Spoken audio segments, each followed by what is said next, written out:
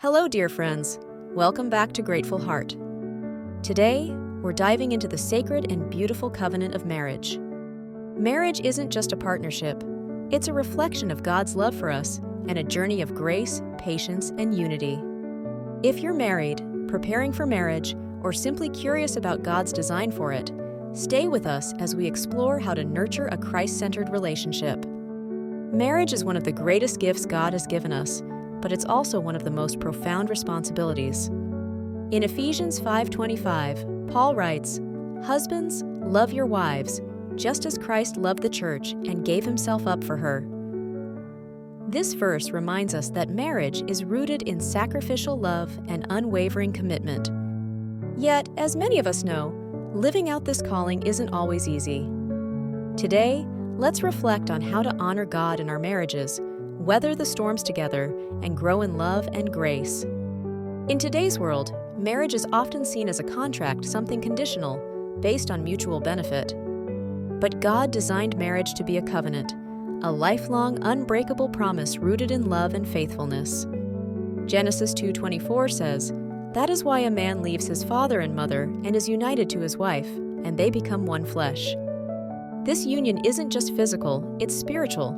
It's about becoming partners in life's journey, committed to growing together and honoring God in all things.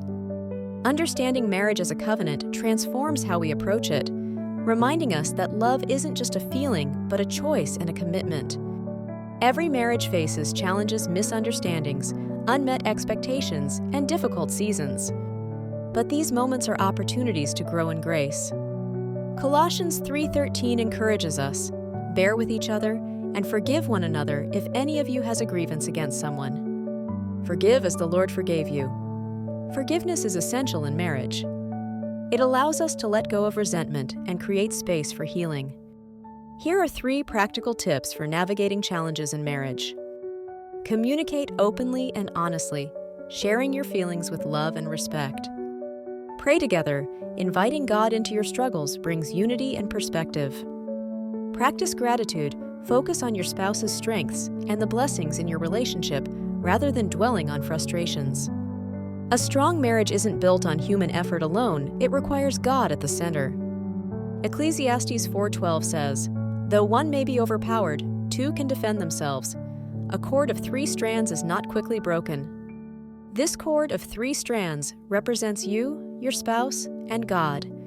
Building a Christ-centered marriage means prioritizing faith, praying together, and seeking His guidance in every decision. When God is the foundation, your marriage becomes a source of strength, joy, and purpose, not just for you, but as a testimony to others of His love and grace. Marriage is a journey, sometimes challenging, but always worth it when it's rooted in love and grace. As we close today's reflection, let's remember that no marriage is perfect, but every marriage can be redeemed and strengthened through God's power. If this message encouraged you, please like the video, subscribe to Grateful Heart, and don't forget to hit the notification bell. We'd also love to hear from you. What's one way you've seen God work in your marriage, or a marriage you admire? Share it in the comments. What's one piece of advice or scripture that has helped you nurture a strong and loving marriage? Thank you for joining us today. In our next video, we'll explore how to find peace and joy during life's busiest seasons. Make sure you don't miss it.